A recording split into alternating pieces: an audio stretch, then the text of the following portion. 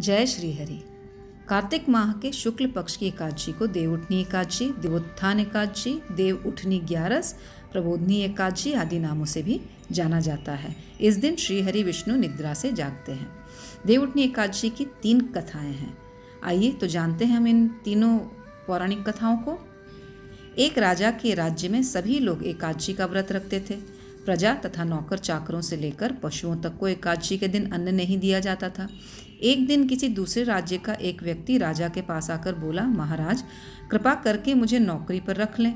तब राजा ने उसके सामने एक शर्त रखी कि ठीक है, रख लेते हैं, किंतु रोज तो तुम्हें खाने को कुछ मिलेगा, पर एकादशी के दिन अन्न नहीं मिलेगा।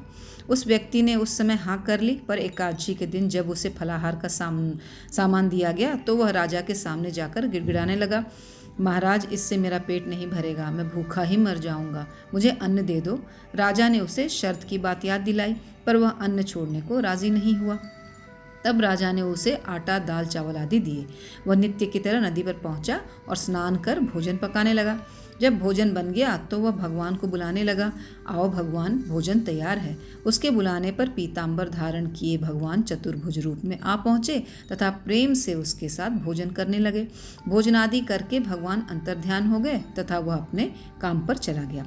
15 दिन बाद अगली एकादशी को वह राजा से कहने लगा कि महाराज मुझे दुगना सामान दीजिए, उस दिन तो मैं भूखा ही रह गया। राजा ने कारण पूछा तो उसने बताया कि हमारे साथ भगवान भी खाते हैं, इसलिए हम दोनों के लिए सामान पूरा नहीं होता। यह सुनकर राजा को बड़ा आश्चर्य हुआ। वह बोला, मैं नहीं मान सकता कि भगवान तुम्हारे साथ खाते हैं। मैं तो इतना व्रत रखता हूँ, पूजा करता हूँ, पर भगवान ने मुझे कभी दर्शन नहीं दिए। राजा की बात सुनकर वह बोला, महाराज यदि विश्वास न हो तो साथ चलकर देख लें। राजा एक पेड़ के पीछे छिपकर बैठ गया। उस व्यक्ति ने भोजन बनाया तथा भगवान को शाम तक पुकारता रहा, परंतु भगवान नहीं आए। अंत में उसने कहा, हे भगवान, यदि आप नहीं आए तो मैं नदी में कूदकर प्राण त्याग दूंगा। लेकिन भगवान नहीं आए। तब वह प्राण त्यागने के उद्देश्य से नदी की तरफ बढ़ा। प्राण त्यागने का उसका दृढ़ इरादा जान शीघ्र ही भगवान ने प्रकट होकर उसे रोक लिया और साथ बैठकर भोजन करने लगे।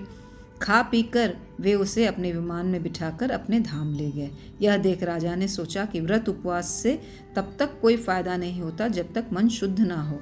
इससे राजा को ज्ञान मिला। वह भी मन से व्रत उपवास करने लगा और अंत में स्वर्ग को चला गया।